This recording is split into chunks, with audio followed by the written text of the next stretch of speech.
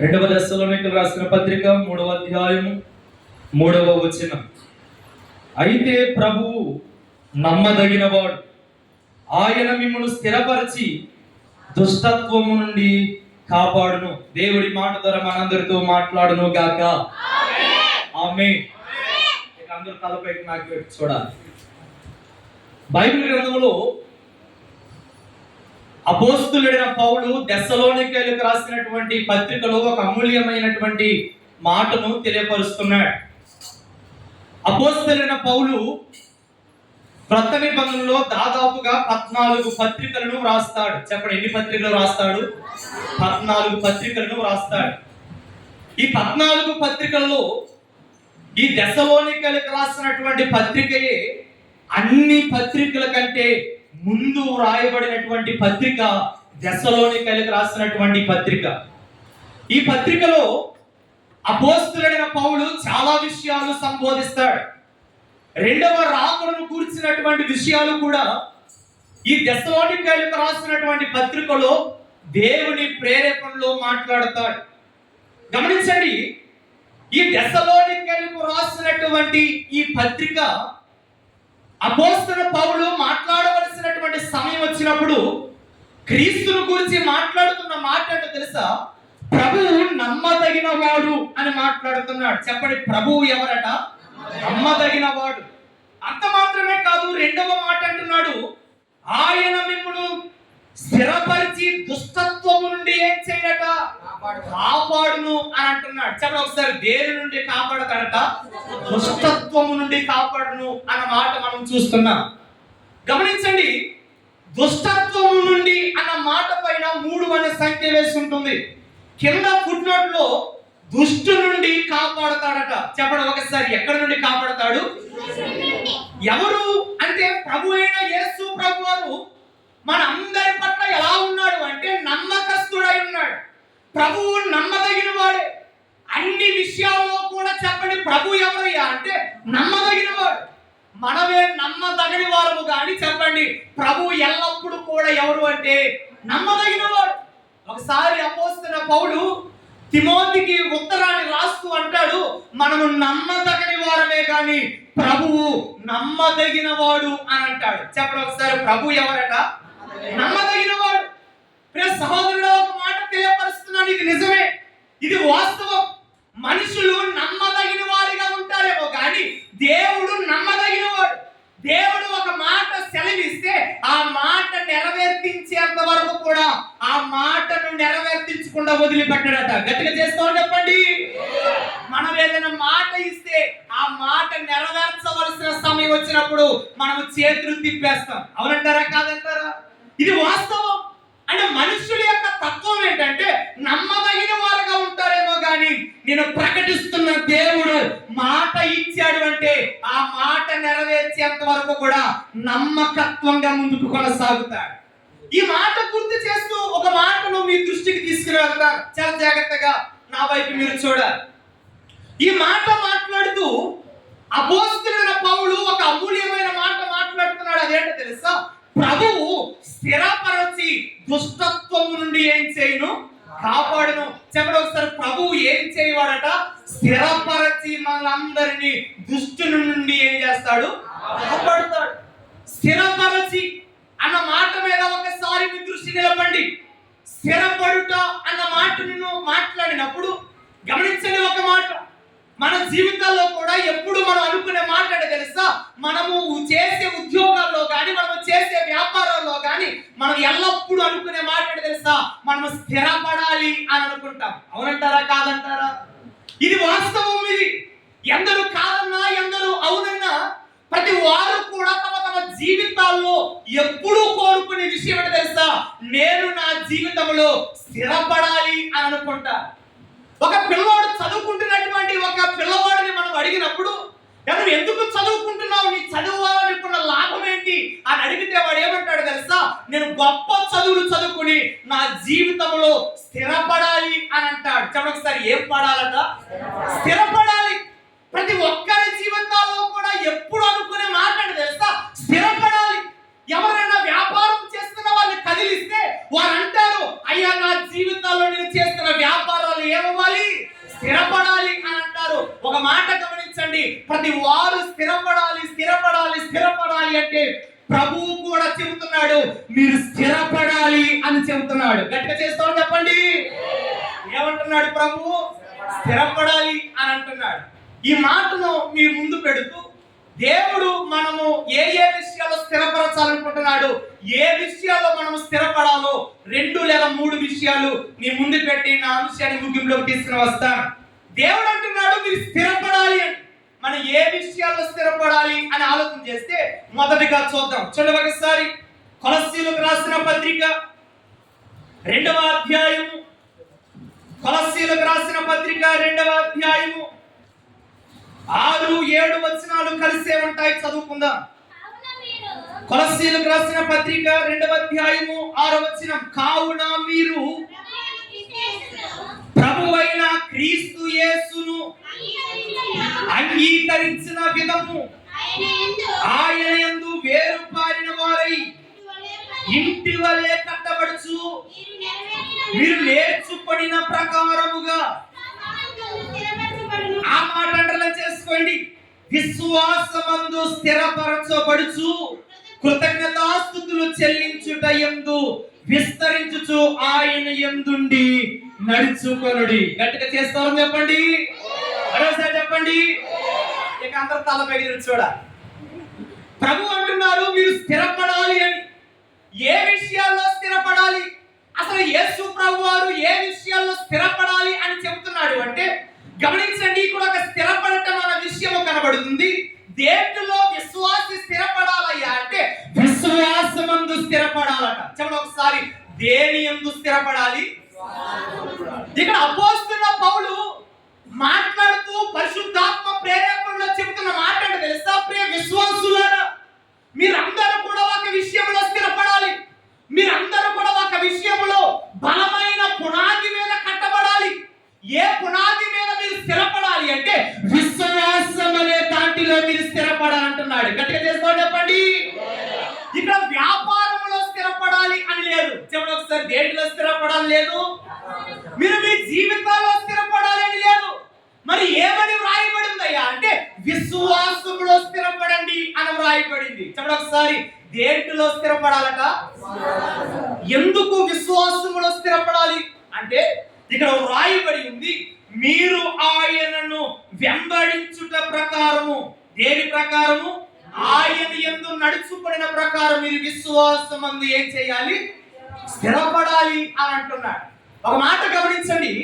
విశ్వాసములో మనం ఎందుకు స్థిరపడాలో తెలుసా? విశ్వాసములో స్థిరపడిన వాడు దుష్టుని పన్నాగముల నుండి బయటపడతాడు. గట్టిగా చేస్తామని చెప్పండి. దుష్టు నుండి జయించగలుగుతాడు. ఎవరు జయించగలుగుతారో తెలుసా? విశ్వాసమునందు స్థిరపడిన వాడే. చెప్పండి ఒకసారి. దేని యందు స్థిరపడిన వాడు? అన్న నా వైపు చూడాలి. విశ్వాసమునందు స్థిరపడిన వాడు దుష్టుని జయించగలుగుతాడు. దుష్టుని యందు జయించలేకపోతున్నారు అని అంటే నేను అంటాను ఇంకా విశ్వాసులు దేని మీద స్థిరత్వం లేదు అంటే విశ్వాసములో స్థిరత్వం లేదు. చూడండి సార్. దేనిలో స్థిరత్వం లేదు? మీరు చాలా విషయాల్లో స్థిరత్వం కలిగి ఉండవచ్చు, అది నాకు అనవసరము. కానీ దేవుని పరంగా ఆత్మీయ జీవితంలో నేను చెబుతున్నాను, మీరు దుష్టుని పన్నాగము నుండి జయించగలగాలి అంటే మీరు దేనిలో స్థిరత్వం కలిగి ఉండాలో తెలుసా? విశ్వాసములో స్థిరత్వం కలిగి ఉండాలి. మీరు ఎప్పుడైతే విశ్వాసములో స్థిరత్వం కలిగి ఉంటారో అప్పుడు దుష్టు నుండి మీరు ఏం చేయగలుగుతారో తెలుసా? జయించగలుగుతారు. చెప్పండి. దేని జయించగలుగుతారు? దుష్టుని జయించగలుగుతారు. కారణం ఏంటో తెలుసా? మీరు విశ్వాసములో ఎలా ఉన్నారు అంటే స్థిరంగా ఉన్నారు, కదిలిపోని వారుగా ఉన్నారు. ఒక ఉదాహరణకు ఒక మాట మీకు చెప్తాను. ఇల్లు కట్టేటప్పుడు కింద పునాదిని చాలా బలంగా వేస్తాం. అవునంటారా కాదంటారా? కింద ఉన్న పునాది బలంగా లేదనుకోండి, పైన ఎంత బంగారమైతో కట్టినా కానీ, ఎన్ని మేడలు కట్టినా, ఎంత సుందరంగా కట్టినా కానీ ఏమైపోతుంది? ఆ బిల్డింగ్ అంటే కూలిపోతుంది. కారణం ఏంటో తెలుసా? దాని కింద ఉన్నటువంటి పునాది ఏమి లేదు, బలంగా లేదు. ప్లస్ సోదరుడు ఒక మాట గమనించు. కింద ఉన్న పునాది బలంగా ఉంటే పైన ఎన్ని మేడలు కావలిస్తే అన్ని మేడలు కట్టొచ్చు. కారణం ఏంటో తెలుసా? కింద ఉన్నటువంటి పునాది ఎలాంటి తెలుసా? బలమైనది. ప్లస్ సోదరుడా, ఈ మాట నీకు అర్థమైతే విశ్వాసములో నువ్వు పునాది వేయబడి స్థిరంగా నువ్వు ఉన్నట్లయితే నేను చెబుతున్నాను ఒక మాట, ఎన్నడూ నీ జీవితంలో కూలిపోవు అని తెలియపరుస్తున్నాను. ఒక మాట గమనించండి, విశ్వాస జీవితంలో సాతాను ఎప్పుడు కూడా ఎలా ఉంటాడు తెలుసా? గర్జించే సింహం వలె ఉంటాడట. చెప్పండి ఒకసారి, ఎలా ఉంటాడు? అందుకని మనం ఎలా ఉండాలో తెలుసా? క్రీస్తునందు స్థిరులై ఉండాలి. చెప్పండి ఒకసారి, ఎలా ఉండాలి?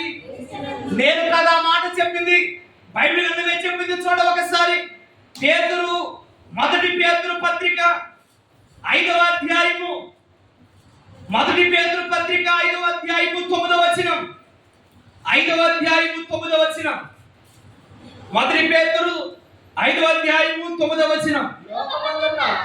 లోకమందున్న మీ సహోదరుల యందు ఈ విధమైన శ్రమలే నెరవేర్చున్నవని ఎరిగి విశ్వాసమందు, ఆ మాట చేసుకోండి, విశ్వాసమందు స్థిరులై వారిని ఏం చేయాలి? చెప్పండి ఒకసారి, ఏం చేయాలి? ఎదిరించుడి అని ఉంది. ఎవరు దుష్టుని ఎదిరించగలరో తెలుసా? విశ్వాసమందు స్థిరులైన వారే. చెప్పండి ఒకసారి, దేని యందు స్థిరులైన వారు? విశ్వాసమునందు స్థిరులైన వారే దుష్టుని ఏం చేయగలుగుతారో తెలుసా? ఎదిరించగలుగుతారు. దుష్టుని పన్నాగం నుండి తప్పించుకోగలుగుతారు. ప్రియ సోదరుడా, ఒక మాట గమనించండి, ఎవరైనా కానీ దుష్టుని పన్నాగం నుండి పడిపోయాను అంటే మీరు మీ విశ్వాసములో ఏమలేరు తెలుసా? స్థిరత్వం లేదు. మీరు అటు ఇటు చూచువారుగా ఉన్నారు కాబట్టి మీరు దుష్టుని ఏం చేయలేకపోతున్నారో తెలుసా? ఎదిరించలేకపోతున్నారు. దుష్టుడైన అపవాది అయిన సాతానట విశ్వాసి మీద ఎప్పుడు వాడిని మృంగుదనా అని చూస్తాడట. సోదరుడా, దుష్టుని ఎదిరించగలగాలి అంటే ఒక మాట గమనించండి, మనము విశ్వాసములో ఎలా ఉండాలి అంటే స్థిరత్వం కలిగి ఉండాలి. చెప్పండి, ఎలా ఉండాలి? స్థిరత్వం కలిగి ఉండాలి. స్థిరత్వం కలిగిన వాడు ఎన్నడూ కదిలిపోడు. స్థిరంగా నిలబడిన వాడు ఎన్నడూ కూడా వైదొలగిపోడు. చెప్పండి ఒకసారి, ఏం చేయడు? వైదొలగిపోడు. ఎన్ని వచ్చినా, ఎన్ని శ్రమలే సాతాను పెట్టినా, ఎన్ని శ్రమల గుండా అతను వెళ్ళినా కానీ సాతాను మీద యుద్ధం చేస్తూ సాతాన్ని ఎప్పటికప్పుడు అనగద్రొక్కుతూ విజయాన్ని సాధిస్తాడే తప్ప, చెప్పండి, విశ్వాసముడు స్థిరుడైన వాడు ఎన్నడూ కూడా విశ్వాసం నుండి ఏం చేయడు? తొలగిపోడు. కారణం ఏంటో తెలుసా? ఇతను దేని యందు స్థిరత్వం కలిగి ఉన్నాడు అంటే విశ్వాసమునందు స్థిరత్వం కలిగి ఉన్నాడు. ఈ మాటలు మీకు అర్థం కావటానికి ఉదాహరణ మీకు చెప్తాను. విశ్వాసుల మీదే సాతాను ఎప్పుడు కూడా అతను పన్నాగాలు ఉంటాయి. చెప్పండి, ఎవరి మీద పన్నాగం ఉంటుంది? విశ్వాసుల మీదే ఉంటుంది. ఈ మాట గుర్తు చేస్తూ, ఒకసారి ఒక డబ్బు కలిగిన యజమాని దగ్గర ఒక పరిచర్య చేయటం లేదా ఒక పనివాడు పని చేస్తున్నాడట. చెప్పండి ఒకసారి, ఏం చేస్తున్నాడు? ఒక పనివాడు పని చేస్తున్నాడు. ఈ పనివాడు ఎవరయ్యా అంటే క్రీస్తును నమ్మిన దాసుడు. చెప్పండి, ఎవరు దాసుడు? అంటే యేసు ప్రభువాన్ని ఎప్పుడు ఆరాధించేవాడు, యేసు ప్రభువాన్ని ఎప్పుడు మహిమపరిచేవాడు. ప్రతి ఆదివారం అయితే బైబిల్ పట్టుకుని చెప్పండి ఎక్కడికి వచ్చేవాడు? మందిరానికి వచ్చేవాడు. గమనించండి, ఒక రోజున తన యజమాని దగ్గరికి వెళ్ళి ఇలా అంటున్నాడట, అయ్యా యజమాని, నాకు ఒక 3 రోజులు సెలవు కావాలయ్యా, నేను మా ఊరు వెళ్ళి ఉపవాసముతో ప్రార్థించుకుని వస్తాను అని 3 రోజులు సెలవు అడిగాడట. చెప్పండి ఒకసారి, ఎక్కడికి వెళ్ళటానికి? తన ఊరు వెళ్ళి 3 రోజులు ఉపవాసముతో ప్రార్థన చేసుకుని రావటానికి 3 రోజులు సెలవు అడిగాడట. ఎందుకు అని ఈ యజమాని అడిగితే అప్పుడు అంటున్నాడు, అయ్యా, దుష్టుడైన సాతాను బాగా నన్ను శోధిస్తున్నాడు, నాకున్న బాధలు వ్యాధులు ఎక్కువైపోయాయి, దేవునితో గడిపి వస్తానయ్యా, నాకు పర్మిషన్ ఇవ్వండి అని యజమాని దగ్గరికి వెళ్ళాడు. అప్పుడు ఆ యజమాని దేవుని నమ్మినుడు కాదు. ఆ యజమాని యేసు ప్రభు అంటే గిట్టదు. అప్పుడు ఆ యజమాని ఈ పనివాడిని చూసి అంటున్నాడు, ఈ పనుడు ఎవరు? క్రీస్తు నమ్మినాడు కదా. ఈ క్రీస్తు నమ్మిన వాడిని చూసి అంటున్నాడు, ఎవయ్యా, శ్రమలు వస్తే గీస్తే ఎవరికి రావాలి? దేవుని నమ్మని వారికి రావాలి. అంటే నాకు రావాలి. క్రీస్తు నమ్మిన నీకు శ్రమలు రావటం ఏంటి అని అడిగాడు. అవునంటారా కాదంటారా? ఈ డౌట్ మీకు వేయగానే నిజమే కదా, మాకు ఇప్పుడు దాకా రాలేదనుకుంటారేమో. ఆ వ్యక్తి అడుగుతున్నాడు, అయ్యా, శ్రమలు వస్తే గేస్తే దేవుని నమ్మని నాకు రావాలి, వచ్చుచున్న నీకెందుకు వస్తున్నాయ్యా అని అడిగాడు. శ్రమలు దుష్టుడు పన్నాగము నా మీద ఉండాలి, కానీ నీ మీద ఎందుకు అని అడిగాడు. అప్పుడు ఈ పనాడు అంటున్నాడు, అయ్యా, నా దగ్గర సమాధానం ఉంది కానీ సమయం వచ్చినప్పుడు చెప్తాను, నాకు 3 రోజులు మాత్రం ఏమివ్వండి, సెలవు ఇవ్వండి అయ్యా, సమయం ఇవ్వండి అని తన ఊరు వెళ్ళాడు. 3 రోజులు ఉపవాస ప్రార్థన చేసుకున్నాడు. మరలా తన పనిని తను ఏం చేస్తున్నాడు, కొనసాగిస్తున్నాడు. ఇలా కొనసాగిస్తామంటే ఒక రోజున ఈ వ్యక్తి, ఈ డబ్బు కలిగిన ఈ యజమాని పిట్టలు కొట్టడానికి ఒక నదీ తీరానికి వెళ్ళాడు. ఒకసారి దేని కొట్టడానికి? పిట్టలు కొట్టడానికి గన్ను తీసుకుని, ఆ తుపాకీ తీసుకుని ఆ నదీ తీరం వెళితే కొన్ని పిట్టలు కొట్టాడు. 1, 2 కొట్టాడు. ఆ పిట్టలు ఎప్పుడైతే ఆ గుండి వెళ్ళి తగిందో ఆ చెట్టు మీద నుండి పిట్టలు ఏమైపోతున్నాయి, పడిపోతున్నాయి. అలా 2, 3 పిట్టలు కొట్టాడు. అలా 4వ పిట్ట కొట్టేసరికి ఆ గుండె ఎలా అయిందో తెలుసా, తన రెక్క గుండా వెళ్ళింది. చెప్పండి ఒకసారి, ఎలా వెళ్ళింది? దానికి రెక్క, 2 రెక్కల్లో ఒక రెక్క పోయింది కానీ తన ప్రాణం మాత్రం ఏం కాలేదు, పోలేదు. అది రెక్కలైతే పోయాయి, ఎగరలేకపోతుంది కానీ అది పారిపోతుంది. చెప్పండి ఒకసారి, ఏమవుతుంది? అది పారిపోతుంది. అయితే ఈ పనోడు ఇలా యజమాని కొడుతూ ఉంటే చచ్చిపోయినవన్నీ కూడా తన బుట్టలో ఏం చేసుకుంటున్నాడు, ఈ పనోడు వేసుకుంటున్నాడు.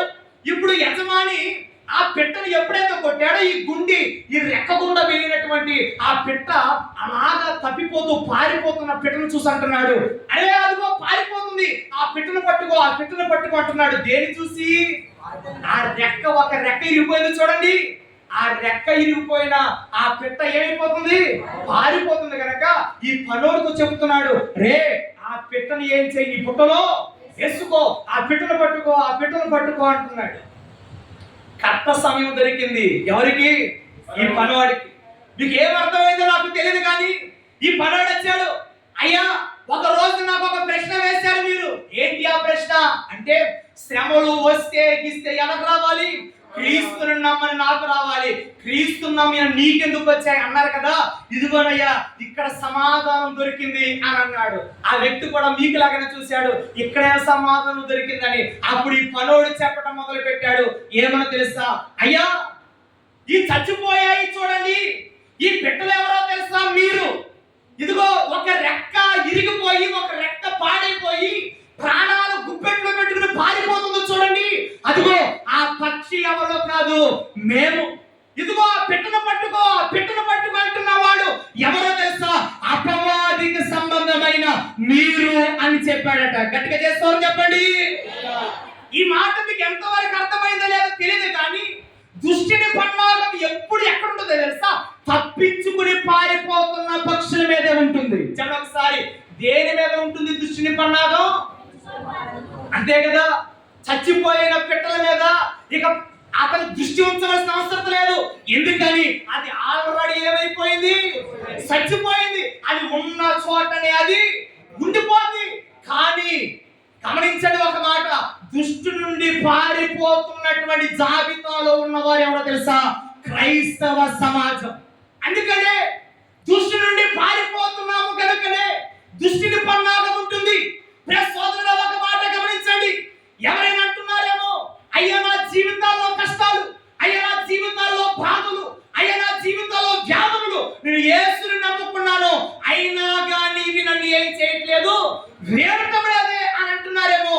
ఒక మాట గమనించండి ప్రియ సహోదరి సోదరుడా, నువ్వు ఎవరి నుండి తప్పించుకుంటున్నవాడు అంటే దుష్టు నుండి తప్పించుకుంటున్నావు. అందుకనే ఈ శ్రమని వస్తున్నాయి. కానీ ఒక మాట మాత్రం మర్చిపోవకు, దుష్టిని పన్నాగాలు ఒక రోజున విఫలమైపోతాయి. నా యేసు ప్రభువారు నిన్ను తన చేతుల్లోకి ఎత్తుకుని పైకి ఎత్తుతాడు. సంతోషంగా స్తోత్రం చెప్పండి.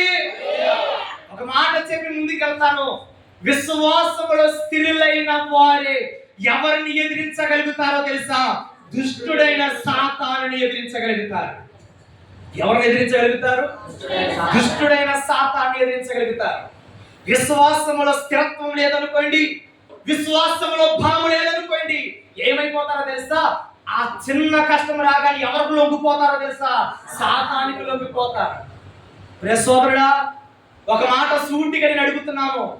నువ్వు దుష్టునికి లొంగిపోయేవాడుగా ఉండకూడదని పరిశుద్ధాత్మ దేవుడు ఈ రోజున ఈ మాటలు నీకు వినిపింపజేస్తున్నాడు. నువ్వు దుష్టుని నుండి ఎదిరించగలగాలి. దుష్టుని పన్నాగలను తప్పించుకోవాలంటే ఒకే ఒక మార్గం, ఒకే ఒక విషయం అదేంటో తెలుసా? నువ్వు విశ్వాసములో స్థిరంగా ఉండాలి. చెప్పండి ఒకసారి, దేంట్లో స్థిరంగా ఉండాలి?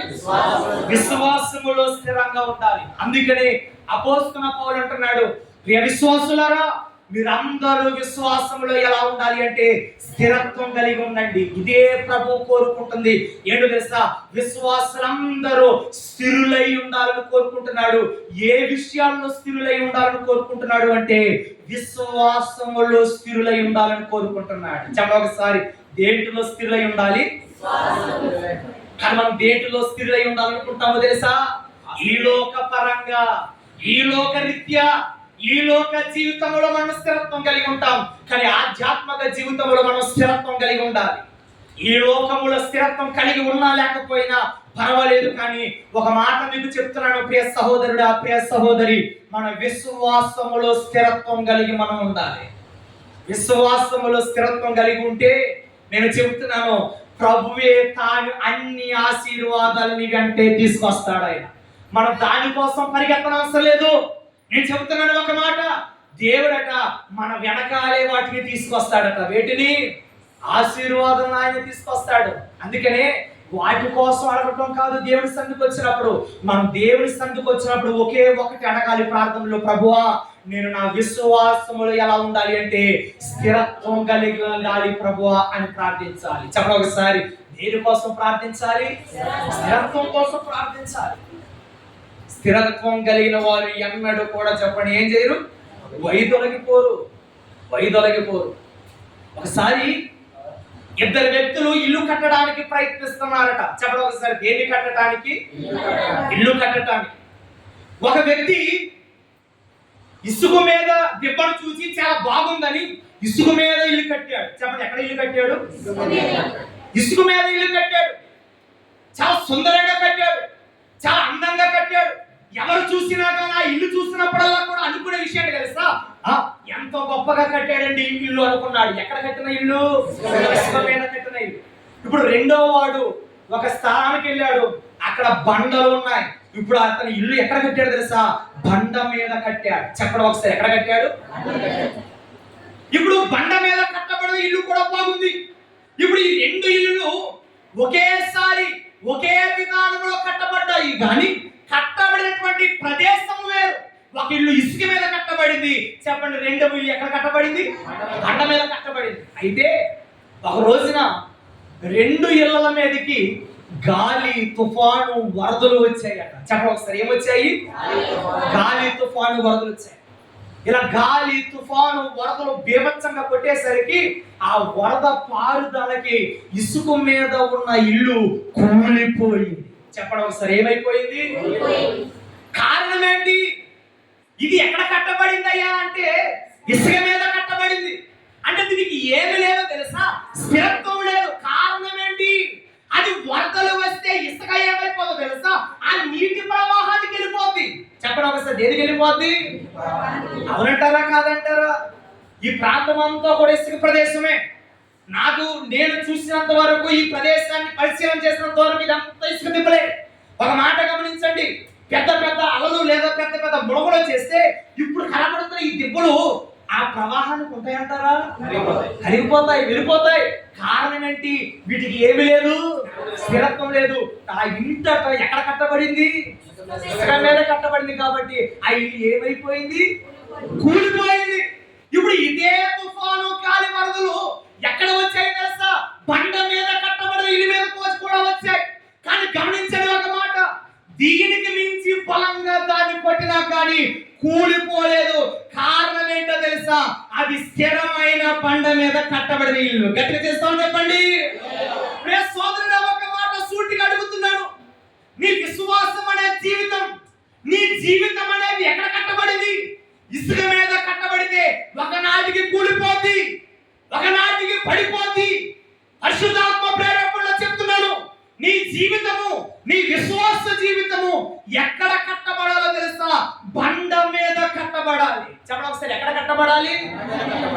బండ మీద కట్టబడినప్పుడే ఆ ఇల్లు ఎన్ని తుఫాన్లు వచ్చినా, ఎన్ని వరదలు వచ్చినా బలమైనదిగా నిలబడుతుంది. కారణం, దాని పునాది ఎక్కడ వేయబడింది అంటే బండ మీద వేయబడింది.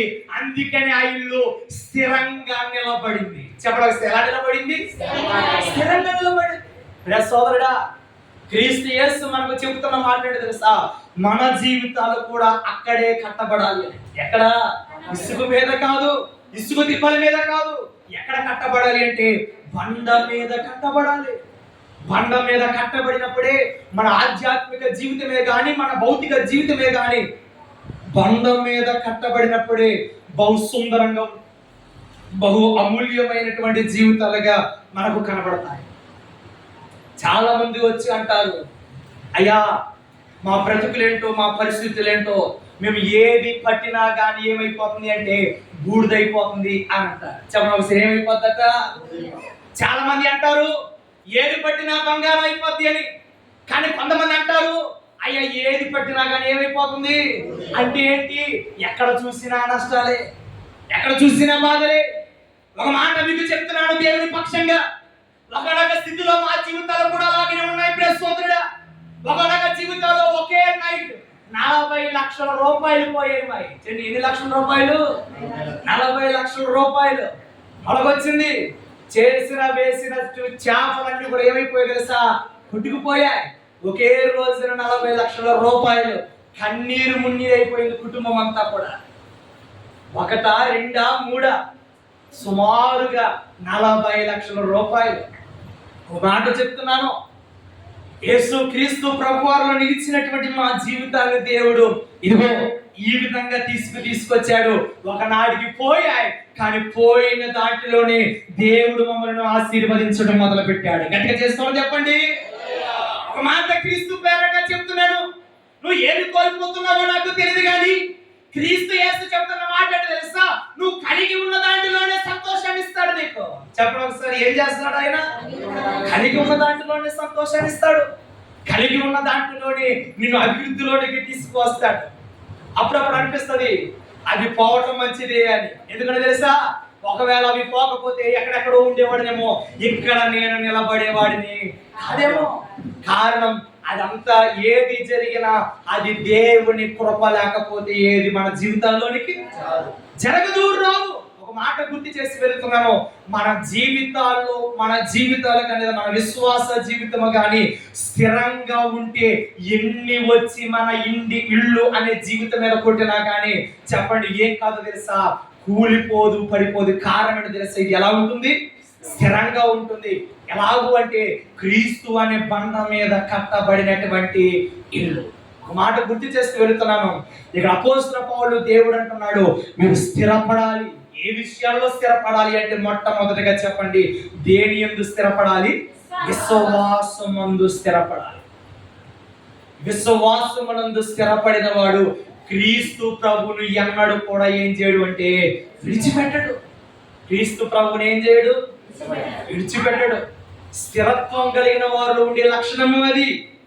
ఏది జరిగినా ఎన్ని వచ్చినా మేము ఎవరిని విడిచిపెట్టము? క్రీస్తుని విడిచిపెట్టం. కారణం ఏంటి అంటే ఆయనే మాకు జీవాధారం. చెప్పండి, ఎవరు ఆయన? ఆయనే మాకు జీవాధారం. ఆయనే మమ్మల్ని నడిపించేవాడు అని స్థిరత్వం కలిగిన వారు ఈ మాటను తీసుకుని ముందుకు వెళ్తారు. ఈ మాట గుర్తు చేస్తూ మొదటిగా మనం ఏ విషయాల్లో మనం స్థిరపడాలి అంటే చెప్పండి, విశ్వాసమునందు స్థిరపడాలి. రెండోది చూద్దాం, చూడండి ఒకసారి, త్వరగా ముగించుకుందాం. యాకోబు రాసిన పత్రిక 5వ అధ్యాయము, యాకోబు రాసిన పత్రిక 5వ అధ్యాయము 8వ వచనాన్ని చదువుకుందాం. యాకోబు పత్రిక 5వ అధ్యాయము 8వ వచనం. యాకోబు పత్రిక 5వ అధ్యాయం 8వ వచనం, పేజ్ నెంబర్ 212, కొత్త నిబంధన 212. దొరకలేదా? తీయాలి, రకరక తీయాలి. 5వ అధ్యాయం 8వ వచనం, ప్రభువు రాక సమీపించుచున్నది కనుక, ప్రభువు రాక సమీపించుచున్నది కనుక మీరు ఓపిక కలిగి ఉండండి. ఆ మాట అంటలేం చేసుకోండి, మీ హృదయములను ఏం చేసుకోనండి? చెప్పండి గట్టిగా, మీ హృదయములను ఏం చేసుకోనండి? స్థిరపరచుకోనండి. మన అంశం ఏంటి? స్థిరపరచుకొనుట. ఏ విషయాల్లో మనం స్థిరపడాలి అంటే మొట్టమొదటిగా చెప్పండి, విశ్వాస జీవితంలో స్థిరపడాలి. రెండవది ఇక్కడ కనబడుతుంది, ఏ విషయాల్లో మనం స్థిరపడాలి అంటే మీ హృదయములను ఏం చేయండి, స్థిరపరచుకోండి. ఎందుకు స్థిరపరచుకోవాలి అంటే ప్రభువు రాక సమీపించింది. చెప్పండి ఒకసారి, ఏ రాక సమీపించింది? గట్టిగా చేసేసుకోని చెప్పండి, సరిపడేది మస్తారు చెప్పండి. చెబితే ఎలా ఉండాలో తెలుసా? దద్దరిల్లిపోవాలి. పక్కనోడు అలా కులుకుతో భూగుతున్నా కానీ అదిరిపోవాలి, అలా ఉండాలి. దేవుని మహిమపరచాలి. గమనించాలి. ఇక్కడ ఉంటున్న మాట ఏంటి తెలుసా? రెండవదిగా మనం ఏ విషయాలు స్థిరపడాలో తెలుసా? మీ హృదయములను స్థిరపరచుకోండి అన్న మాట మనం ఇక్కడ చూస్తున్నాం. ఎందుకు మన హృదయాలను స్థిరపరచుకోవాలి అంటే ప్రభువు రాకడ ఏమైందట? చెప్పండి, ప్రభువు రాకడ ఏమైంది? సమీపించుచున్నది. ఆ మాట ఇంపార్టెంట్. ప్రియ సోదరుడా, ఒక మాట గమనించండి. ప్రభువు రాకడ సమీపించుచున్నది కనుక మీ హృదయములను స్థిరపరచుకోండి. ఇక ప్రపంచ పరిస్థితులు మారిపోతున్నాయి. ఆయన రాకడ వచ్చుచుంది. ఎవరి రాకడ? యేసు ప్రభు వారి యొక్క రాకడ. యేసు ప్రభు వారు రెండోసారి రాబోతున్నారు. ఆయన వచ్చుచున్న రాకడ సమీపించింది కనుక మీ హృదయములను ఏం చేసుకోండి అంటున్నాడు అంటే స్థిరపరచుకోండి. ఎందుకు హృదయాలనే అన్నాడు అని ఆలోచన చేస్తే బైబిల్ గ్రంథంలో ఉంది, హృదయ మాట ఘోరమైన వ్యాధి కలదు. చెప్పండి ఒకసారి, ఏ వ్యాధి కలది? ఘోరమైన వ్యాధి కలదు. దానికంటే ముందు ఒక వచనాన్ని మీకు చూపిస్తాను. ఎందుకని హృదయాలను స్థిరపరచుకోమన్నాడు అంటే సామెతల గ్రంథం 19వ అధ్యాయం 21వ వచనాన్ని చదువుకుందాం. సామెతల గ్రంథం 19వ అధ్యాయం 21వ వచనం. 19వ అధ్యాయం 21వ వచనం. నరుని హృదయములో ఆలోచనలు అనేకములు పుట్టును, యెహోవా తీర్మానమే. చెప్పండి ఒకసారి, ఏమిటట? స్థిరము. అందరూ తల మీద చూడాలి. నరుని యొక్క హృదయములో ఆలోచనలట అనేకములు పుట్టునట. చెప్పండి ఒకసారి, నరుని యొక్క హృదయములో ఆలోచనలు ఏమవును? అనేకములు పుట్టును. అనేకములు పుట్టును. ఎలాంటి ఆలోచనలు? అవి మంచివైనను సరే, అవి చెడ్డవైనను సరే, మనిషి ఆలోచనలు ఎక్కడి నుండి మొదలవుతాయో తెలుసా? హృదయములో నుండి మొదలవుతాయి. అనేక ఘోరాలు ప్రపంచంలో జరుగుతున్నాయి అంటే, అనేక మంది ఆడ కూతురుల మీద అత్యాచారాలు జరుగుతున్నాయి అంటే మనిషి యొక్క ఆలోచనలు ఎక్కడి నుండి వస్తున్నాయో తెలుసా? తన హృదయములో నుండి. అంటే గమనించండి, తన హృదయం ఏమైపోతుంది అంటే చెడు ఆలోచనల చేత అది ఘోరమైన వ్యాధితో నిండిపోయిందట. చెప్పండి ఒకసారి, దేనితో నిండిపోయింది? ఆ మాట కూడా చూద్దాం. చూడండి ఒకసారి, ఇర్మియా గ్రంథం 17వ అధ్యాయం 9వ వచనం. ఇర్మియా గ్రంథం 17వ అధ్యాయం 9వ వచనం. ఇర్మియా గ్రంథం 17వ అధ్యాయం 9వ వచనం. 17వ అధ్యాయం 9వ వచనం. హృదయము అన్నిటికంటే, ఆ మాట చేసుకోండి, మోసకరమైనది, అది ఘోరమైన వ్యాధి గలది, దానిని గ్రహింపగలవాడెవడు? ఒకసారి తలపెట్టి చూడండి. బైబిల్ గ్రంథంలో రెండవదిగా మీ హృదయమును ఏం చేసుకోండి అన్నాడు? స్థిరపరచుకోండి అన్నాడు. ఎందుకు మన హృదయాలను స్థిరపరచుకోవాలి అయ్యా అంటే హృదయములో అట నరుడి హృదయములో అనేక ఆలోచనలు పుట్టును. అవి చెడ్డవైనను సరే, చెప్పండి మంచివైనను సరే, హృదయాలోచనలు చాలా ఘోరమైనవి. అందుకని ఇక్కడ రాయబడిన మాట తెలుసా? హృదయము అన్నిటికంటే మోసకరమైనది. హృదయం అన్నిటికంటే ఎలాంటిదట? మోసకరమైనది. అంతే కదట, అది ఘోరమైన వ్యాధి గలది. చెప్పండి ఒకసారి, హృదయము ఎలాంటి వ్యాధి గలది? ఒక్కొక్క మాటని చదువుతున్నప్పుడు అసలు ఇక్కడ ఘోరమైన ఎందుకు పదం వాడాలి? అక్కడ హృదయము వ్యాధి గలది అని చెప్పి వెళ్ళిపోవచ్చు కదా. కాదు కాదు, అక్కడ నొక్కి ఒక్కాడిస్తున్నాడు. హృదయం అంట ఘోరమైన వ్యాధి గలదట. వ్యాధి వేరు, ఘోరమైన వ్యాధి వేరు. అంటే గమనించండి, వ్యాధి అని అంటే ఒక పరిస్థితి గుండా వెళ్ళిపోతేమో, కానీ ఘోరమైన వ్యాధి అంటే చెప్పండి ఒక మాట, అది మరీ తీవ్రత గలమైన వ్యాధి. అది అంటే హృదయము ఎలాంటిదయ్యా అంటే ఒకరిని మోసం చేయాలన్నా, ఒకరికి మంచి చేయాలన్నా తన హృదయము బాగున్నప్పుడే చెప్పండి ఒక వ్యక్తికి ఏం చేయగలడు, మంచి చేయగలడు. ఒకరి హృదయము నాశనం అయిపోయినప్పుడే చెప్పండి ఏం చేయగలడు అంటే ఒక వ్యక్తిని నాశనం చేస్తాడు. ఈ మాటను బట్టి చెప్తున్నాను, మీ హృదయాలు ఏమవ్వాలి అంటే స్థిరపడాలి. దేని యందు స్థిరపడాలి అంటే దేవుని యెహోవా యందు. చెప్పండి ఒకసారి, యెహోవా యొక్క తీర్మానమందు మీరు ఏం చేయబడాలి, స్థిరపడాలి అని మనం చూస్తున్నాం. మాట గమనించండి. ఎన్నెన్నో ఆలోచనలు, ఎన్నెన్నో పన్నాగాలు పన్నటానికి కారణం తెలుసా? నరుని యొక్క హృదయము చాలా వ్యాధి గలది. అది ఎంతటి వ్యాధి గలది అని అంటే ఒక మాట మీకు చెప్పి ముందుకెళ్తాను. కన్న తల్లి అని కూడా ఉండదండి, చంపేటానికి కూడా సిద్ధపడతాడు. ఎవరు తెలుసా? వ్యాధి కలిగిన వాడు. ఏ వ్యాధి కలిగిన వాడు? ఘోరమైన వ్యాధి కలిగిన వాడు. అంత మాత్రమే కాదు, అతని యొక్క స్థితిగతులు మనం ఆలోచన చేస్తే అతని పరిస్థితులు కూడా ఎలా ఉంటాయో తెలుసా? అతని తప్ప ఒప్ప అని చూడడట, అతని మూర్ఖ స్వభావం కలిగి ఉంటాడట. ఎవరు వాడు? ఘోరమైన వ్యాధి కలిగిన వాడు. అందుకనే మీరు దేవుని యొద్దకు వచ్చుచున్నటువంటి మీరు ఎలాంటి హృదయాన్ని కలిగి ఉండకూడదట. చెప్పవలసి ఎలాంటి హృదయాన్ని కలిగి ఉండకూడదు? మరి ఎలాంటి హృదయాన్ని కలిగి ఉండాలి? దేవుని చూడాలంటే ఎలాంటి హృదయాన్ని కలిగి ఉండాలి అంటే శుద్ధ హృదయం కలిగి ఉండాలట. చూడండి ఒకసారి మత్తయి సువార్త 5వ అధ్యాయము 8వ వచనాన్ని చదువుకుందాం. మత్తయి సువార్త 5వ అధ్యాయం 8వ వచనం. ఆ మాట అంటే చేసుకోండి, హృదయ శుద్ధి గలవారు ధన్యులు. ఎవరిని చూచెదరు వారు? ఎవరు ఏ శుద్ధి కలిగిన వారయ్యా అంటే హృదయ శుద్ధి కలిగిన వారు. ఒక మాట ప్రియ సహోదరుడా ఇంకా ఆలోచించు. హృదయ ఘోరం కలిగిన వారు ఎవరు చూడలేరు తెలుసా? దేవుని చూడలేరు, దేవుని సన్నిధిలో కూడా నిలబడలేరు. కారణం ఏంటయ్యా అంటే వారి హృదయం అంతా కూడా ఎలా నిండిపోయిందంటే చీకటితో నిండిపోయింది, ఘోరమైన వ్యాధితో నిండిపోయింది. అందుకనే ఎవరిని చూడలేకపోతున్నారు అంటే జీవము కలిగిన దేవుని చూడలేకపోతున్నారు. దేవుని అంతే కాదట, దేవునితో గడిపిన దైవజనులు సైతము కూడా చెప్పండి ఏం చేయలేరట, చూడలేరు అన్న మాట బైబిల్ గ్రంథంలో మనకు కనబడుతుంది. ఎక్కడ అంటే ఒకసారి ఇశ్రాయేలు అందరూ కూడా ఐగుప్తు దేశం నుండి కనాను దేశానికి వెళ్తున్నప్పుడు సీనాయి అనే పర్వతం దగ్గర ఆగుతారు. చెప్పండి ఆ పర్వతం పేరేంటి? సీనాయి పర్వతం. ఈ సీనాయి పర్వతం దగ్గర ఉన్నప్పుడు గమనించాలి ఒక మాట.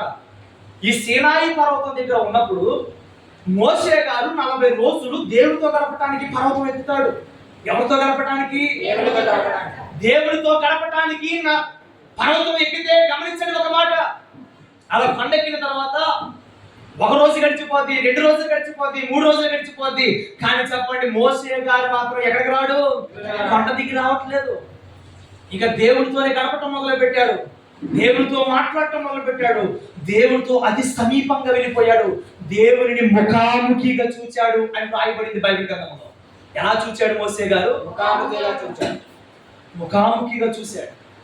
ఇలా ముఖాముఖిగా చూసేసరికి గమనించండి, ఇప్పుడు 40 రోజులు గడిచిపోయేసరికట ఇక మోషే గారు కొండ మీద చచ్చిపోయి ఉంటాడు అని కింద ఉన్న ఇశ్రాయేలీలట పాపానికి లోనైపోయారట. చెప్పండి దేనికి బానిసలు అయిపోయారు? ఎందుకని? మోషే గారు పర్వతం ఎక్కి 40 రోజులు అయిపోయింది.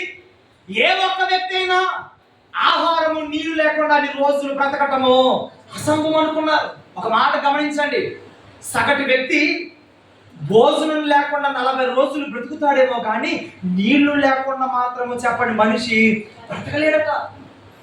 మోషే గారు కొండెక్కింది మొదలుకొని ఇప్పుడు వరకు దిగి రాలేదు.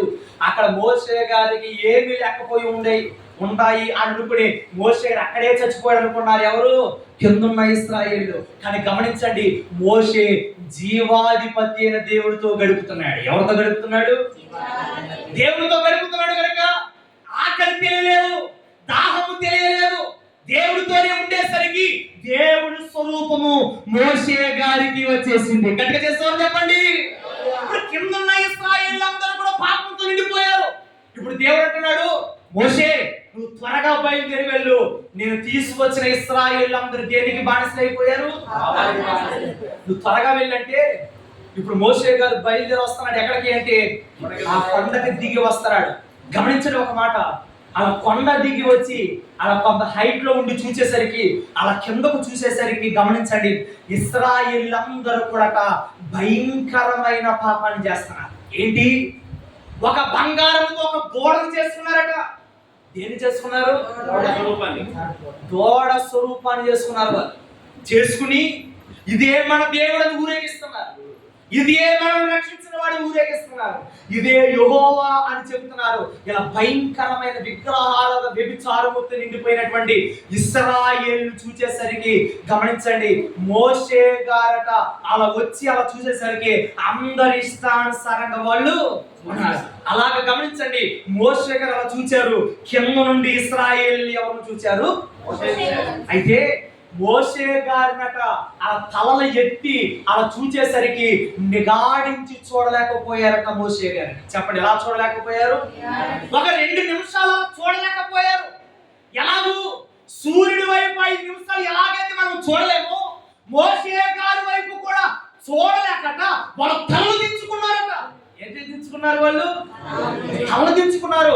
కారణం ఏంటో తెలుసా? బైబిల్ గ్రంథంలో రాయబడింది, మోషే గారి ముఖమట ప్రకాశించుచున్నట్లుగా వారు చూశారట. గట్టిగా చేస్తామని చెప్పండి. ఎందుకని? దేవుడితో గడిపాడు. ప్రకాశవంతమైన వెలుగు కలిగిన దేవుడితో గడిపేసరికి ఆ వెలుగు ఎవరికి వచ్చిందయ్యా అంటే మోషే గారికి కూడా వచ్చింది. మీకు అర్థం కావడానికి ఒక మాట మీకు చెప్తాను. ఐస్ క్యామ్ తెలుసా మీ అందరికి? దాని ఇంగ్లీష్ లో మ్యాగ్నెట్ అంటారు. ఐస్ క్యామ్ చిన్నపిల్లలు ఆడుకుంటారు కదండి, 2 అతుక్కుంటాయి. ఈ ఐస్ కంతాన్ని పట్టుకుని ఒక ఇనప వస్తువును దానికి అలాగ రుద్దండి. అలా రుద్ది ఈ ఇనప సుత్తి లేదా ఈ ఇనప కమ్మన వస్తువును తీసుకెళ్లి మరొక ఇనప దగ్గర పెట్టండి. ఏమవుతుందో తెలుసా? అది ఆకర్షిస్తుంది. చెప్పండి, ఏమవుతుంది? అది ఎందుకు ఆకర్షిస్తుంది అంటే ఈ ఇనప వస్తువు ఇక్కడికి రాకముందు దేనితో అంటు పట్టబడి ఉంది? అయస్కాంతంతో అంటు పట్టబడి ఉంది. ఒకవేళ మీకు డౌట్ అయితే ఇంటికి వెళ్ళిన తర్వాత ఒక అయస్కాంతాన్ని తీసుకుని ఒక ఇనప వస్తువుని తీసుకుని దాన్ని బాగా రుద్ది ఈ ఇనప వస్తువు మరొక ఇనప వస్తువు దగ్గర తీసుకువెళ్ళండి. ఏం చేస్తే తెలుసా? దీన్ని ఆకర్షిస్తుంది. చెప్పండి, ఏం చేస్తుంది? ఆకర్షిస్తుంది. ఇప్పుడు ఎందుకు ఇది అయస్కాంతం లాగా బిహేవియర్ చేస్తుందంటే, మొదటిగా ఈ ఇనప వస్తువు మొదటిగా దేనితో గడిపిందయ్యా అంటే అయస్కాంతంతో గడిపింది. ఇది మీకు అర్థమైతే మోషే గారు ఎందుకు ఆ ప్రభావం వచ్చిందో తెలుసా? మోషే గారు ఈయన దగ్గరికి రాకముందు ఎక్కడ గడిపాడు? దేవుడితో గడిపాడు. ఆ ప్రభావం ఎవరితో వచ్చింది? మోషే గారిలోకి వచ్చింది. మోషే గారితో వచ్చింది కాబట్టి ఆ ప్రభావవంతమైన వెలుగు మోషేలో వచ్చింది.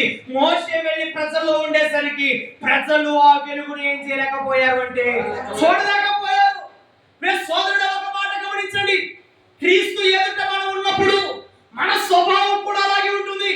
అందుకని అంటాను, క్రీస్తు ఎదుట మనం ఉన్న ఎడల మన హృదయాలు ఎవరిని చూడగలగాలో తెలుసా?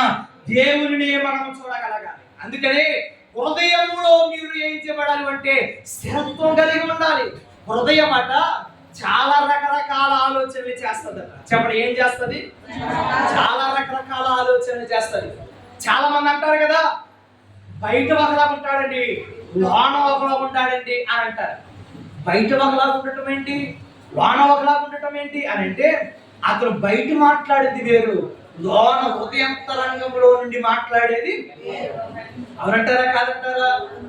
ఇది వాస్తవం. ఇది చాలా మంది బయటికి చాలా చక్కగా కనబడతారు, చాలా మెరిపించే మాటలు మాట్లాడతారు, కానీ వాళ్ళ హృదయంతరంగంలో ఉన్న స్వరూపము చాలా వేరుగా ఉంటది.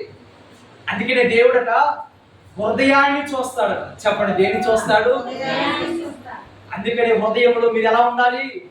స్థిరులై ఉండాలి అన్నాడు. ఎందుకని హృదయాన్ని దేవుడు చూస్తాడంటే, ఒక రోజున ప్రవక్త అయిన సమూయేలు యెషయి అనే ఇంటికి వెళ్తాడు. ఎందుకు? ఈ యెషయి గారికి 8 మంది కొడుకులు ఉంటారు. ఈ 8 మంది కొడుకులలో ఒకరిని రాజుగా ఎంచుకోవడానికి వెళ్తాడు. ఎక్కడికి? యెషయి గారు సమూయేలు గారు ఇలా వెళ్ళినప్పుడు యెషయి గారు ఎప్పుడైతే వెళ్ళాడో, సమూయేలు గారు ఎప్పుడైతే వెళ్ళాడో యెషయి గారితో చెప్తాడు, అయ్యా యెషయి, నీ కుమారులో ఒక కుమారుణ్ణి దేవుడు ఎన్నుకుంటున్నాడు, రాజుగా చేరుకుంటున్నాడు. ఆయన తల మీద నేను నీకేం చేయాలి? నూనెతో అభిషేకం చేయాలయ్యా. నీ కొడుకులు ఒక్కొక్కరిని నా తల ముందుకి ఏం చేయాలి? నువ్వు తీసుకురావాలి అంటాడు. అయితే యెషయా గారు తన పెద్ద కుమారుడైన ఎలియాజరును తీసుకొస్తాడు, సమూయేలు ముందు నిలబెడతాడు. సమూయేలు అనుకుంటాడు, ఈ బలాఢ్యాన్ని చూసి పైన స్వరూపంలో యెషయా గారు పెద్ద కుమారుడు చాలా బలంగా ఉన్నాడట, చాలా ఎత్తరగా ఉన్నాడట. గమనించండి, చాలా దేహదారుఢ్యాన్ని కలిగి ఉన్నాడట. సమూయేలు అనుకున్నాడు, రాజుగా ఉండటానికి ఇతను చక్కగా సరిపోతాడు అనుకున్నాడు. ఎవరు? సమూయేలు. కానీ వెంటనే సమూయేలు తైలపు కొమ్ము తీసేస్తాడు. అలా అభిషేకించడానికి చూస్తున్నప్పుడు దేవుడు అంటాడు, సమూయేలు ఒకసారి ఆగు, నువ్వు పైన స్వరూపాన్ని చూస్తున్నావు కానీ నేను లోన ఉన్న హృదయాంతరంగాన్ని చూస్తున్నాను అంటాడు దేవుడు. గట్టిగా చేస్తామని చెప్పండి. దేవుడు ఏం చూస్తున్నాడట? హృదయాంతరంగాన్ని చూస్తున్నాడు. మనుషులు పై స్వరూపాన్ని చూడగలుగుతారేమో కానీ దేవుడు ఏం చూస్తాడు తెలుసా? హృదయాంతరంగాన్ని చూస్తాడు. సోదరుడా, ఒక మాట గమనించండి. మనము పైన స్వరూపాన్ని చూసి చాలా బాగున్నారు అనుకుంటాం, కానీ దేవుడట హృదయాంతరంగాన్ని చూస్తాడు. హృదయంలో ఎలాంటి ఆలోచనలు కలిగి ఉన్నవారో చూస్తాడు. పైన ఎలా మాట్లాడుతున్నావో లోన ఎలాగో ఆలోచనలు నిపుణులయ్యో దేవుడు చూస్తాడు. ఒక మాట గమనించు, నువ్వు మనుషుల దగ్గర నాటకాలు వేయవచ్చేమో కానీ దేవుని దగ్గర మనం ఏం చేయలేము. ఖచ్చితంగా ఈ మాట గుర్తుంచుకోండి.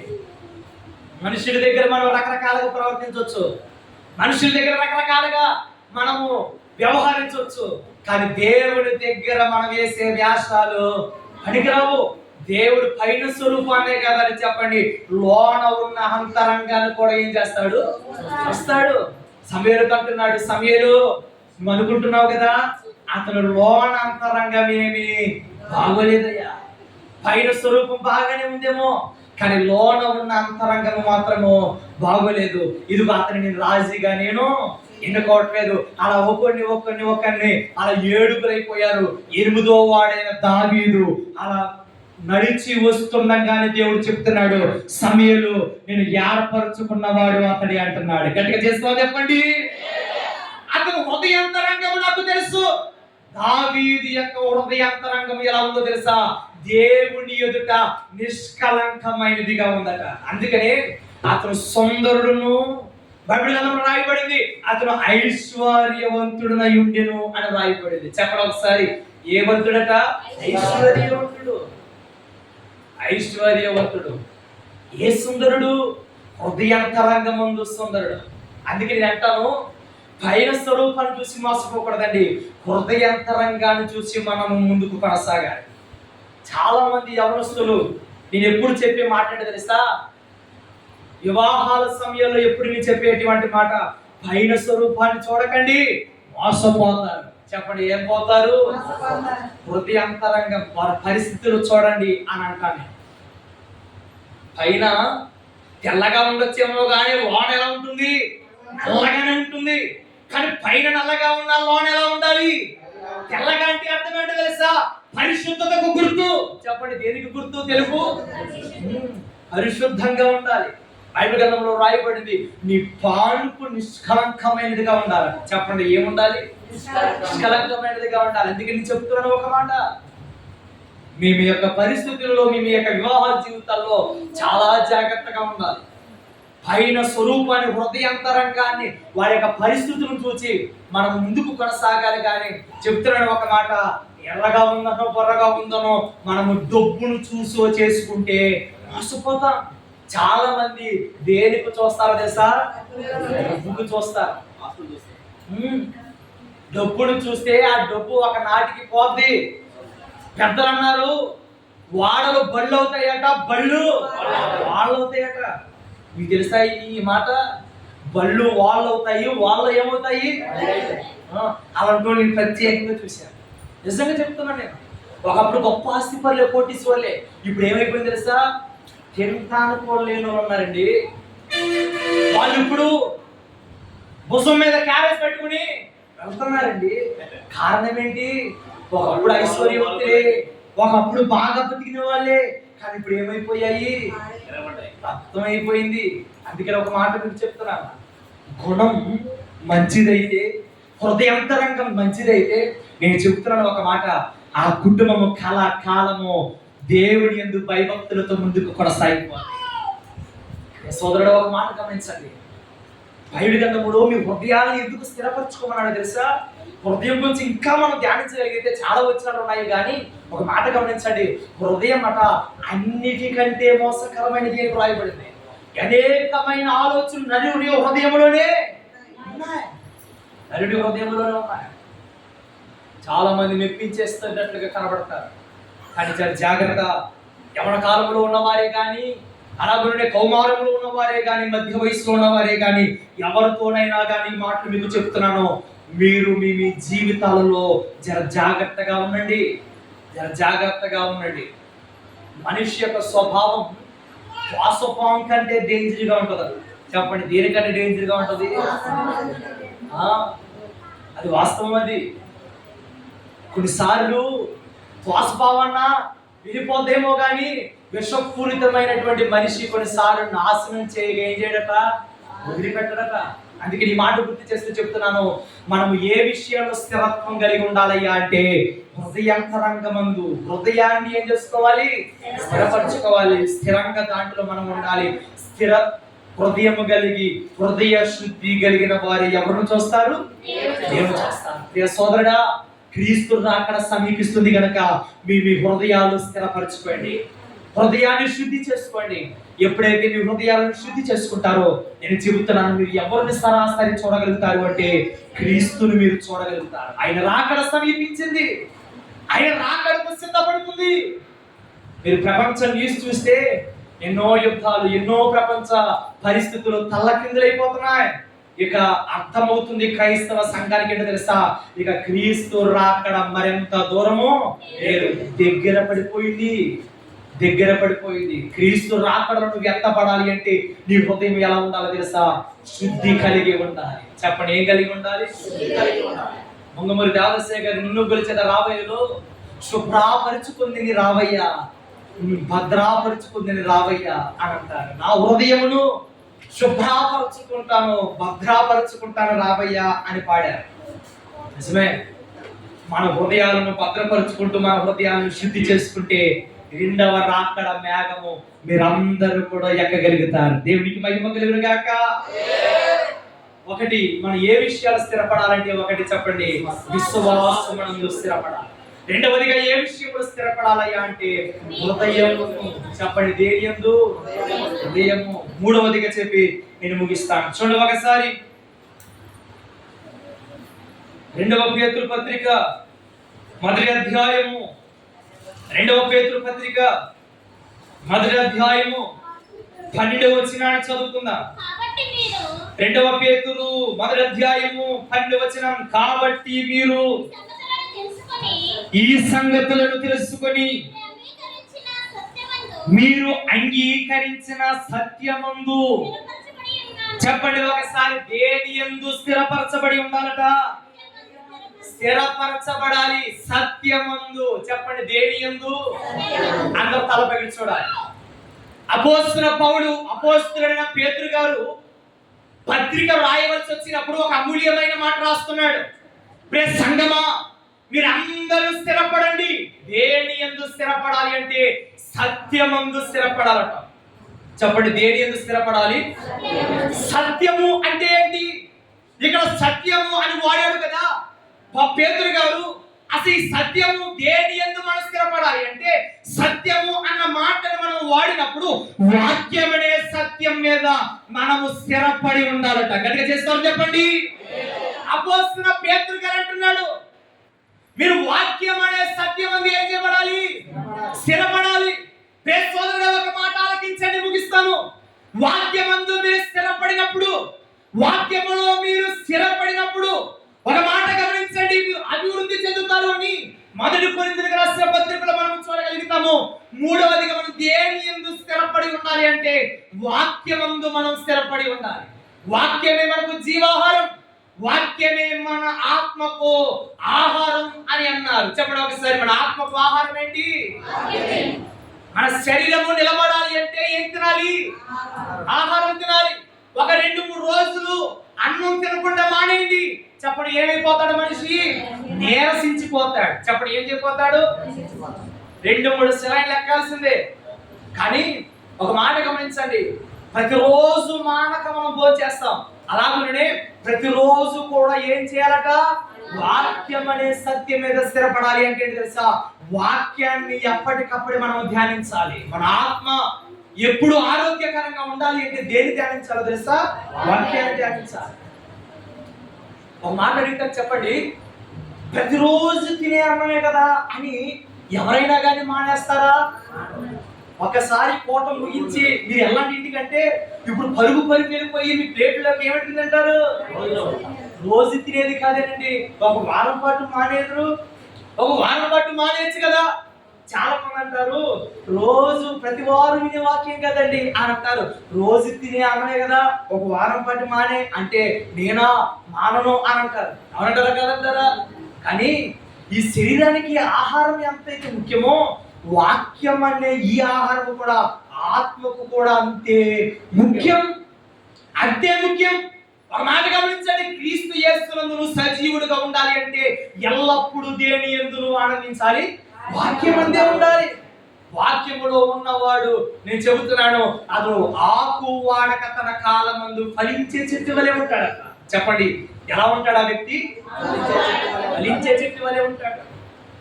ఎవరు అంటే దీవారాత్రము యెహోవా ధర్మశాస్త్రమును ధ్యానించువాడు. ఎలా ఉంటాడు తెలుసా? నీటి ఒడ్డున నాటబడిన చెట్టు ఎలాగైతే నిగనిగలాడుతూ పచ్చగా ఉంటుందో దేవుని వాక్యాన్ని నిరంతరము ధ్యానించేవాడు అట్టి విధంగా ఉంటాడని వాక్యం సెలవిస్తుంది. దేవుడికి మహిమ కలుగును గాక. ఒక మాట సూటిగా అడుగుతున్నాను ప్రియ సోదరుడా, వాక్యాన్ని చదువుతున్నావా? వాక్యాన్ని ధ్యానిస్తున్నావా? వాక్యములో నిన్ను నీవు కట్టుకుంటున్నావా? ఒక మాట గమనించండి, ఈ వాక్యము మనం ఎలా జీవించాలో చెబుతుంది. చెప్పండి ఏం చెబుతుంది? ఎలా జీవించాలో చెబుతుంది. ఈ వాక్యము మన కుటుంబాలను ఎలా కట్టుకోవాలో కూడా చెబుతుంది. ఏం చెబుతుంది? ఇది మన కుటుంబాలను ఎలా కట్టుకోవాలో కూడా చెబుతుంది. నేను చెప్తాను ఎప్పుడు, ఇది ఆధ్యాత్మికమైన జీవితాన్ని పెంపొందించడమే కాదండి, ఇది శారీరకమైన జీవితాన్ని కూడా ఏం చేస్తుంది తెలుసా? పెంపొందింపజేస్తుంది. అంటే ఏంటి తెలుసా? ఇది శారీరకమైన ఆరోగ్యాన్ని మాత్రమే కాదు, ఆత్మీయ ఆరోగ్యాన్ని మాత్రమే కాదు, శారీరకమైన ఆరోగ్యాన్ని కూడా చెప్పండి ఏం చేస్తుంది? తెలియపరుస్తుంది. అందుకని అంటాను వాక్యాన్ని చదవండి అని. వాక్యాన్ని చదవండి. ఎందుకు నేను మొరెత్తుకుంటానో తెలుసా? ఈ వాక్యాన్ని చదివిన వాడు తన కుటుంబాన్ని కట్టుకుంటాడు. ఈ వాక్యాన్ని చదివిన వాడు తన యొక్క ఆత్మీయ జీవితాన్ని కట్టుకుంటాడు. సోదరుడా, ఒకసారి నీవు ఆలోచన చేసుకో. వాక్యాన్ని ధ్యానించేవారుగా మనం ఉండాలి, కానీ వాక్యాన్ని ఒక పక్కన పెట్టేవారుగా మనము. కొంతమంది ఉంటారట, ఎలాంటి వారు తెలుసా? ఆదివారమే ఓపెన్ చేస్తారట. ఏంటది? మరి ఆదివారమే మరలా తెలిసేది ఏంటది? బైబిల్. ఒకసారి ఒక అమ్మకి కల్చర్ పోయిందట. చెప్పండి ఏం పోయింది? కొత్తగా నేను దేవుడి సన్నిధికి వస్తే, దేవుడి సన్నిధికి వెళ్ళి దేవుని ఆరాధిస్తే నా కల్చర్ ఎవరో ఎత్తేసరికి ఎక్కడ? మందిరంలో. కానీ గమనించండి, ఆ వారం అంతా తిట్టుకుంటానే ఉందట. మరిసటి ఆదివారం తిట్టుకుంటానే ఎక్కడికి వచ్చింది? మనకి వచ్చింది. ఎందుకంటే కల్చర్ పోయిందని. చెప్పండి దేని పోయిందని? ఆ జిప్పు తీసి చూసేసరికి ఆ కలర్ ఎక్కడ ఉందట. అంటే ఈమె ఒక మాట అర్థం చేసుకోండి, ఈమె ఆదివారం తెలిసిన బైబిల్ మరలా ఎప్పుడు తెలిసింది? మన బైబిల్ ఎలా ఉండాలో తెలుసా? నలగాలట. చెప్పండి ఎలా ఉండాలి? నలగాలంటే ఒక రోజంతా కూర్చుని నలిపేవాడు కాదు. ఇలా అర్థమవుతుంది. మళ్ళీ మీకు ఒకటి చెప్తే వాడు అర్థమవుతుంది. నలగాలి అంటే మనం పేపర్లు తిప్పుతా చదువుతా ఉన్నాం అనుకోండి, చెప్పండి బైబిల్ ఏమవుతుంది? వెలుగుతుంది. బైబిల్ ఎంత నలుగుతుందో నీ ఆత్మీయ జీవితం అంత మెరుగుపడుతుంది. దేవుడికి మహిమ కలుగును గాక. నీ జీవితం మెరుగుపడాలి అంటే నువ్వు వాక్యములో కట్టబడాలి. ఇది గుర్తు చేస్తూ నేను చెబుతున్నాను. మూడవదిగా మనం దేని యందు స్థిరపరచబడాలయ్యా అంటే వాక్యమందు, సత్యమనే వాక్యమందు. చెప్పండి ఒకసారి, దేని యందు? ఈ లోకంలో చాలా వాక్కులు ఉన్నాయి. మరలా ఈ మాట చెప్తున్నాను సోదరుడా, నా వైపు చూడండి. ఈ లోకంలో చాలా వాక్కులు ఉన్నాయి. దేవుని వాక్కు మాత్రమే కాదు, అది చాలా వాక్కులు ఉన్నాయి, కానీ అసత్య వాక్కులు ఉన్నాయి. కానీ బైబిల్ గ్రంథం చాలా స్పష్టముగా సుస్పష్టముగా చెప్పినట్టు తెలుసా? మీరు సత్యం అనే వాక్యం ముందు మీరేం చేయబడాలి? కట్టబడాలి, స్థిరపడాలి. దాని మీదే మీ జీవితాలు పెంపొందించబడాలి అని వ్రాయబడింది. అందుకనే ఒక మాట మీకు చెప్తున్నాను, ఈ లోకములో ఉన్న వాక్కులు మనం నాశనము చేస్తాయేమో కానీ ఈ సత్యం అనే వాక్కు మన జీవితాలను బాగు చేస్తుంది. దేవుడికి మహిమ కలుగును గాక. అందుకని ఈ మాటలు చెప్పి ముందుకు కొనసాగుతున్నాను. ఈ సత్యం అనే వాక్యములోనే మన జీవితాలను ఏం చేయాలి? కట్టుకోవాలి. సత్యం అనే వాక్యములోనే మన జీవితాలను కట్టుకోవాలి. ధర్మశాస్త్రాన్ని మనం ఎప్పుడు కూడా ఏం చేయాలి అంటే ధ్యానించాలి. సత్యం అన్న మాటలోకి వచ్చేసరికి ఆయన వాక్యములో కట్టబడిన వారు నుండి లక్షణం ఏంటో తెలుసా? ఆయన పని చేయటానికి తహతహపడతారు. ఏం చేయటానికి? ఆయన పరిచర్య చేయటానికి, ఆయన సన్నిధిలో ఏది చేయటానికైనా కానీ స్థిరపడతారట. నేను కాదు, వాక్యం చెప్పింది. చూడ ఒకసారి కొరింథీయులకు రాసిన పత్రిక, మొదటి కొరింథీయులకు రాసిన పత్రిక 15వ అధ్యాయం 58వ వచనాన్ని చదువుకుందాం. మొదటి కొరింథీయులకు రాసిన పత్రిక 15వ అధ్యాయం 58వ వచనాన్ని చదువుకుందాం. కాగా మా ప్రియ సహోదరులారా, మీ ప్రయాసము వ్యర్థము, ప్రభువునందు వ్యర్థము కాదని ఎరిగి, ఆ మాట అంటే చేసుకోండి, స్థిరులను చెప్పండి ఒకసారి, స్థిరులను కదలని వారును ప్రభువు కార్యాభివృద్ధి యందు ఎప్పటికీ చెప్పండి అలా ఉండాలట. ఆసక్తులై ఉండండి. చెప్పండి, ఏ శక్తులై ఉండాలి? ఆసక్తులై ఉండాలి. ఆసక్తి అంటే ఏంటో తెలుసా? ఉత్సాహాన్ని చూపించటం. చెప్పండి, దేవుని పని యందు ఆసక్తి కనపరచటం. దేని యందు స్థిరులై ఉండాలట? ప్రభువు కార్యాభివృద్ధి యందు. చెప్పండి, ఏ అభివృద్ధి యందు? ఏ కార్యాభివృద్ధి యందు అంటే ప్రభువు కార్యాభివృద్ధి యందు. ఒక మాట మీకు చెప్తున్నాను, గమనించండి. ఈ లోకంలో మన పని మనం చేసుకోవడం పెద్ద గొప్ప ఏమీ కాదు. చాలా గొప్ప మాట మీకు చెప్తున్నాను, అమూల్యమైన మాట వినండి ఒకసారి. మన పని మనం చేసుకోవడం గొప్ప విషయం ఏమి కాదు, దేవుని పని చేయటమే గొప్ప విషయం. దేవునికి మహిమ కలుగును గాక. మన పని మనం చేసుకోవటం పెద్ద గొప్ప ఏం కాదు. ఎవరైనా కానీ బతుకుతున్నారు లోకంలో, అవునంటారా కాదంటారా? ముంబై రాష్ట్రంలో అడుక్కున్న వాళ్ళు కూడా బాగా సంపాదిస్తారట. మన ఒక న్యూస్ పేపర్లో మనం చూడగలిగితే, ముంబై రాష్ట్రంలో ఒక గుడి మెట్ల మీద భిక్షాటన చేసిన వాడు కొడుకు ఎక్కడ చదువుతున్నాడు తెలుసా? అమెరికాలో చదువుతున్నాడు. ఎక్కడ చదువుతున్నాడు? కోర్టులో ఆస్తి సంపాదించాడట. ఎవరు? భిక్షాటన చేసేవాడు. అంటే గమనించండి, లోకంలో అందరూ బతుకుతున్నారు. అంటే ఏ పని చేసుకున్నా బతకొచ్చేమో కానీ ఒక మాట గమనించండి, మనం ఎవరు పని చేయాలి?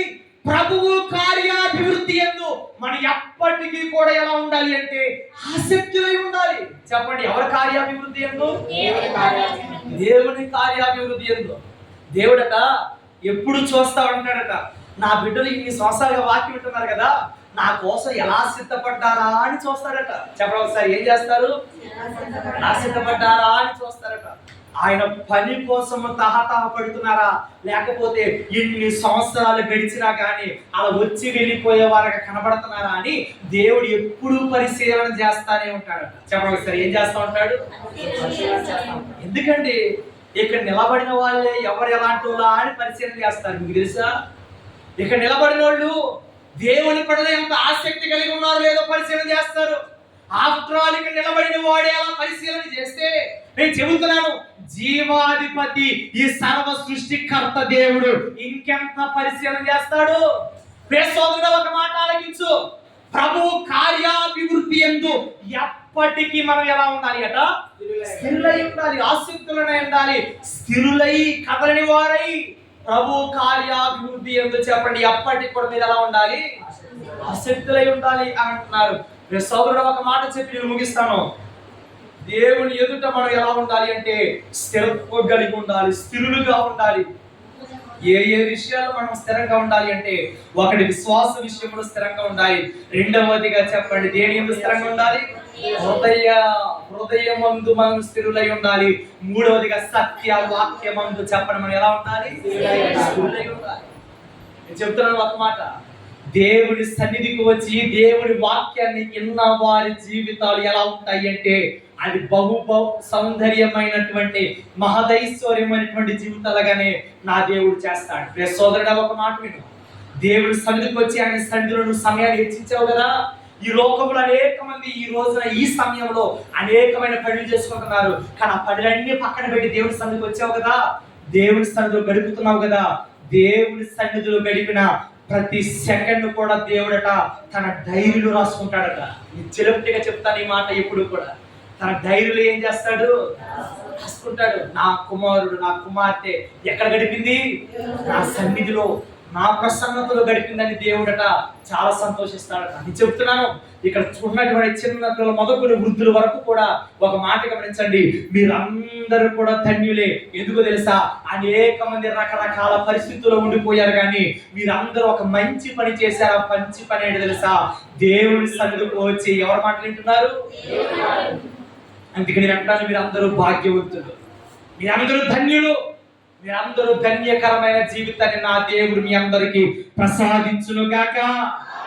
ఖచ్చితంగా ప్రసాదిస్తాడండి. అందుకే నేను చెప్తాను, దేవుని సన్నిధిలో నాటపడండి, దేవుని సన్నిధిలో ముందుకు వెళ్ళండి. రాకడ పర్యంత వరకు కూడా ఇదే విశ్వాస జీవితంలో, ఇదే సత్యవాక్య జీవితంలో హృదయ శుద్ధి కలిగిన వారిలో స్థిరపరచబడుదుము గాక. దేవుడి మాటలు మీ వినికిడిలో దీవించును గాక. ఆమేన్. అందరూ మోకరించండి. ప్రార్థన. పరిశుద్ధుడా, ప్రేమ కలిగిన మా తండ్రి, మహాగణుడా, మహోన్నతుడా, సర్వోన్నతుడా, నీకు స్తోత్రం. నీకు మహిమ, ఘనత, ప్రభావములు చెల్లించుచున్నా. నీ సన్నిధి ఆవరణములోనికి ఈ విధముగా మమ్మల్ని తీసుకొచ్చా. అందుకు నీకు స్తోత్రములు చెల్లించుచున్నా. చాలా అమూల్యమైన విషయాలు మాతో మాట్లాడా, చాలా బలమైన విషయాలు మాతో మాట్లాడా. ఎందరైతే ఈ వాక్యం వింటున్నారో వాళ్ళందరితో ఏ మాట ద్వారా మాట్లాడావో నాకు తెలియదు, ఏ విషయం ద్వారా నువ్వు మాట్లాడావో నాకు తెలియదు. దేవా, విన్నటువంటి ప్రతి మాట విన్న వారందరి హృదయాల్లో ముద్రింప చేయండి. దేవా, సాతాను ఎత్తుకుపోక వాళ్ళ హృదయాల్లో ఈ మాటలు దేవా నాటింప చేయండి, వృద్ధి చేయండి. దేవా, వృక్షాలుగా దేవా పెరిగింప చేసి నీ నామధేయులు ఆత్మీయ జీవితంలో బలపడేటువంటి కృప దయచేయమని కోరుతున్నాను. వచ్చిన వారందరూ వారి వారి పనులన్నీ పక్కన పెట్టి నీ సన్నిధిలోకి వచ్చారు. వీళ్ళందరినీ చేతులకు సమర్పించుచున్నాను. మీ శక్తి, మీ బలము, మీ ప్రభావము దయచేయమని నీ నామానికి మహిమ, ఘనత, ప్రభావములు చెల్లిస్తూ యేసు నామముని ప్రార్థన అడిగి వేడుకుని ప్రార్థిస్తున్నాను తండ్రి. ఆమేన్.